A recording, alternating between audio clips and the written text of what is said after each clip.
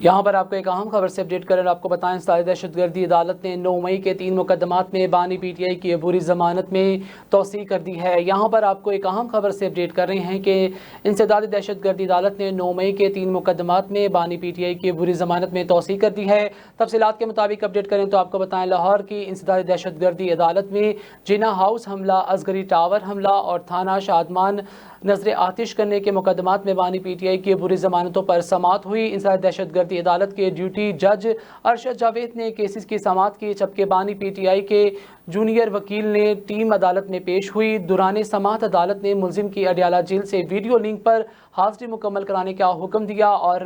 بانی P T I کے وکیل بیرسٹر سلمان صفدر سے دلائل طلب کر لیے۔ سابق وزیر اعظم کی وکلا ٹیم نے کہا کہ سینئر وکیل بیرسٹر سلمان صفدر مصروف ہیں، مہلت دی جائے، جس پر عدالت نے بانی پی ٹی آئی کے